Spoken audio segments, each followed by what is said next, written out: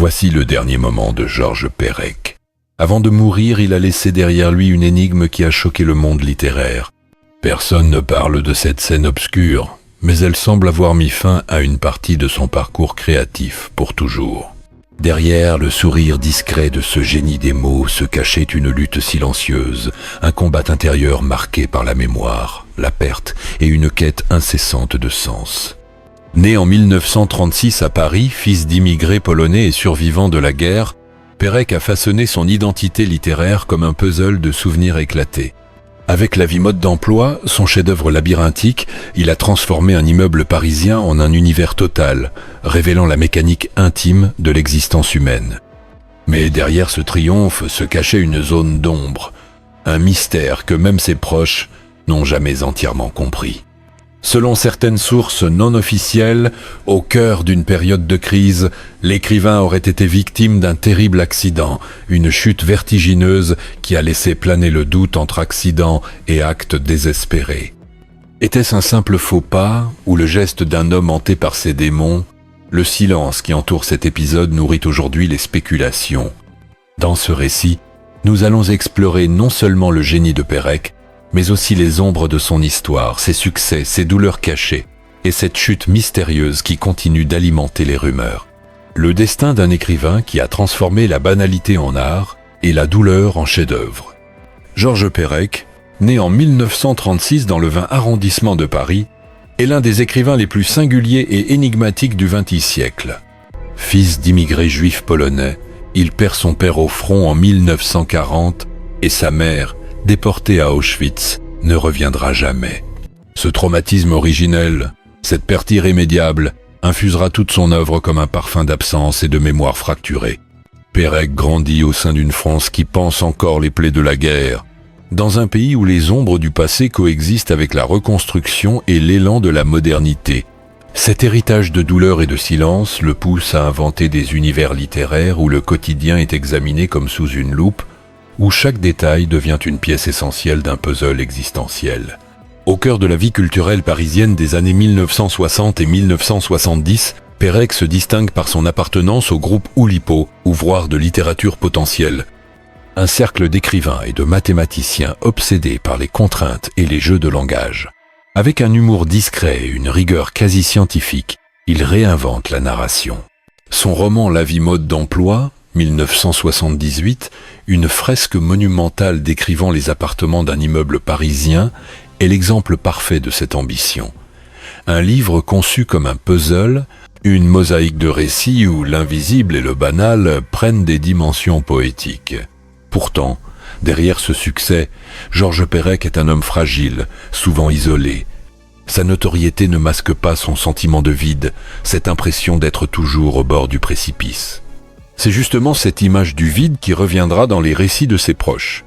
Des témoignages non officiels parlent d'un épisode dramatique, un incident resté dans l'ombre, une chute depuis une hauteur vertigineuse, à un moment où l'auteur traversait une crise personnelle et créative. Était-ce un accident, une maladresse, ou bien un acte désespéré, un cri silencieux face à ses démons intérieurs? Rien n'a jamais été confirmé. Mais cette rumeur plane comme un voile sombre sur la fin des années 1970, période où Perec semble à la fois triompher dans le monde littéraire et sombrer dans ses propres labyrinthes psychologiques. Cette tension entre la gloire publique et le chaos intime confère à Perec une aura mystérieuse. Le décor de cette époque est celui d'un Paris en pleine effervescence intellectuelle.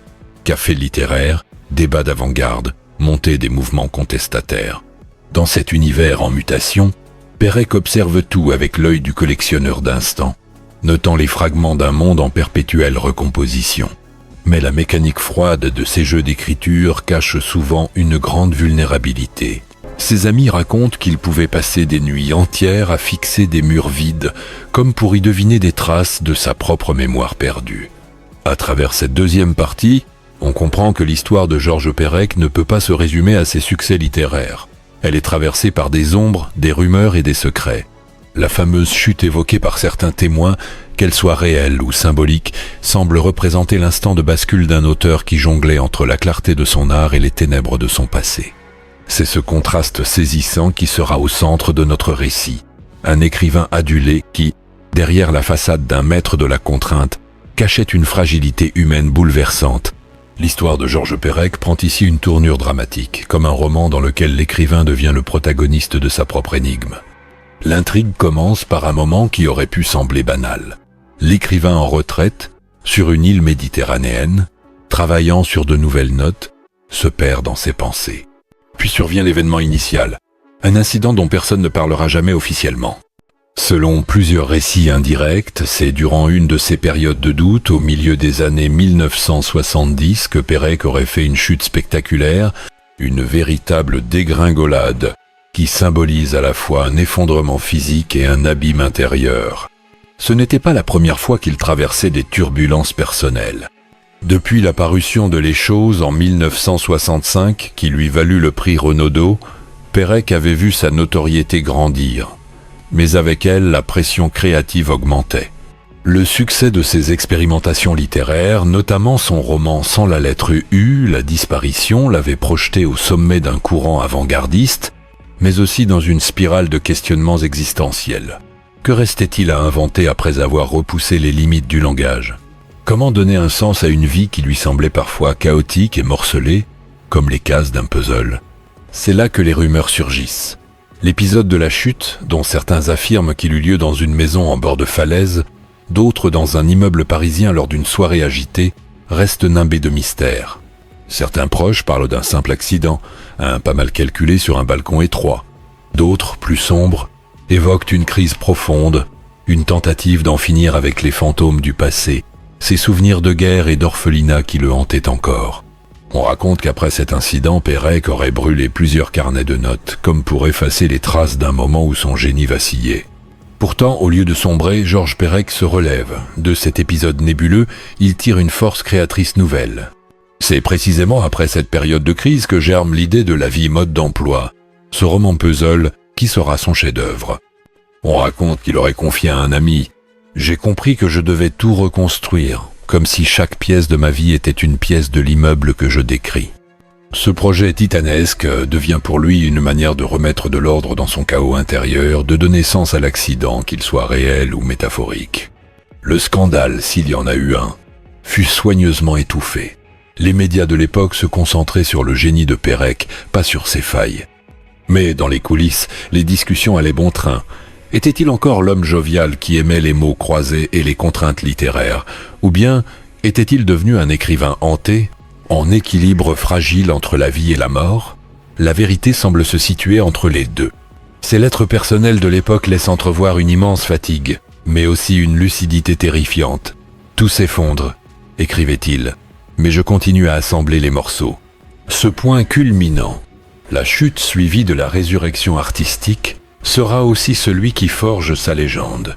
Comme si, en frôlant le vide, il avait trouvé une inspiration nouvelle. Le livre La vie mode d'emploi, publié en 1978, devient une œuvre monde, saluée par la critique, couronnée du prix Médicis. Mais derrière les louanges, certains lecteurs attentifs voient dans la structure même du roman les traces de cette chute. Un bâtiment ouvert comme une plaie, des histoires inachevées, des destins suspendus. Les conséquences de cet épisode sont doubles. D'un côté, Perec atteint l'apogée de son art. De l'autre, il s'isole de plus en plus. Ceux qui l'ont rencontré après la sortie du roman parlent d'un homme fasciné par les détails, mais parfois absent, comme perdu dans ses propres labyrinthes. La chute, réelle ou symbolique, a marqué un tournant dans son rapport au monde. Elle est devenue un secret qui l'a transformé en création, mais qui a laissé des cicatrices invisibles. Le moment le plus obscur de la vie de Georges Perec reste cette chute mystérieuse, dont les circonstances exactes demeurent floues. Était-ce un accident banal ou une métaphore de son état psychologique à un moment de profonde tourmente ? Des témoignages recueillis auprès de proches évoquent une soirée d'été, un balcon étroit, une atmosphère lourde de tension. Il ne disait presque rien, se souvient un ami. Il regardait le vide, comme si les mots n'avaient plus de force pour le retenir.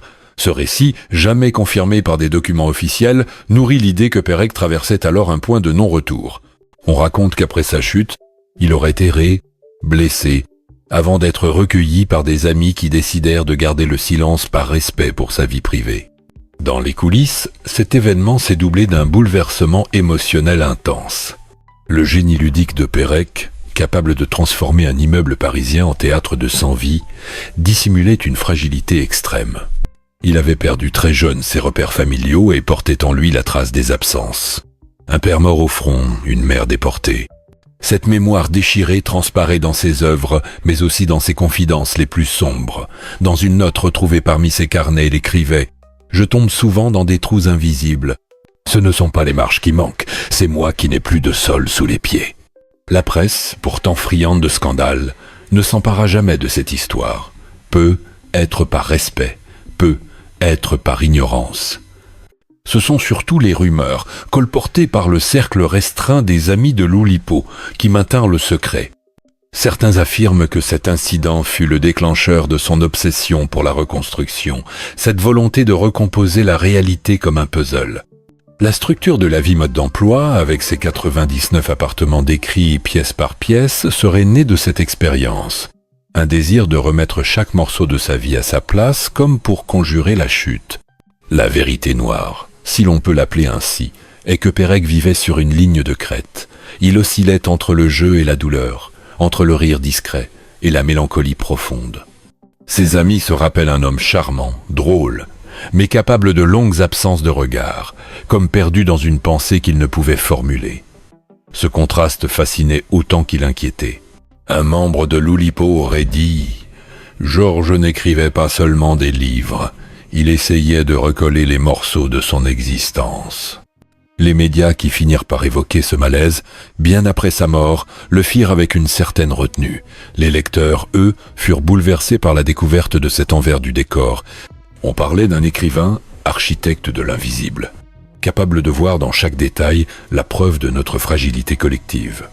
Et cette chute, qu'elle ait été réelle ou symbolique, renforça cette image d'un homme au bord du gouffre, transformant ses peurs en art. L'émotion atteignit son paroxysme lorsqu'on publia, après sa mort, des extraits de lettres privées où il confiait « Je crains que ma vie ne soit qu'un échafaudage branlant. Chaque mot que j'écris est une planche que je tente de poser au-dessus du vide. » Cette confession, aussi bouleversante que poétique, révéla au public un écrivain en lutte permanente contre le néant, cherchant dans les contraintes et les puzzles un refuge contre le chaos. En définitive, cette vérité noire n'est pas un simple épisode scandaleux, elle incarne le cœur même de l'œuvre de Pérec.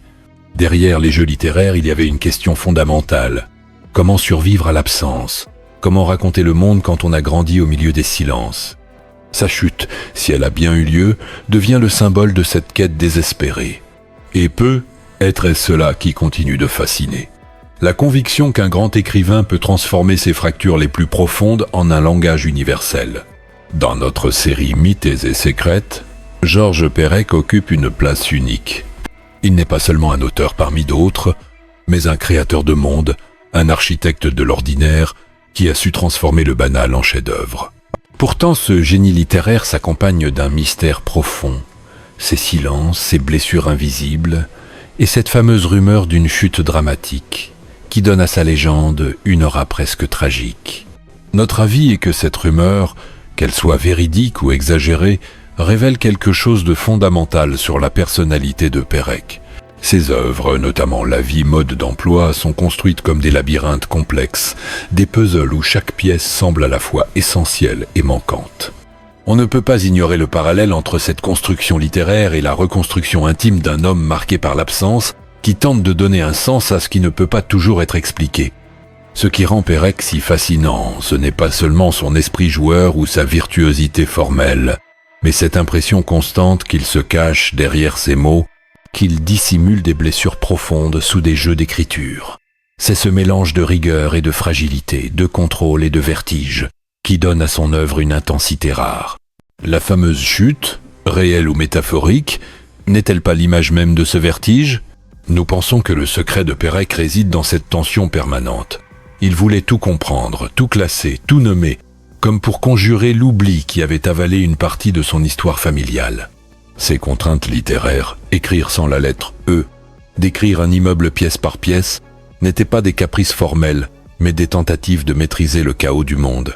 Cette quête obsessionnelle de structure et de sens prend une dimension encore plus poignante si l'on croit à cette chute, à cette perte de contrôle qui aurait été un moment de vérité absolue.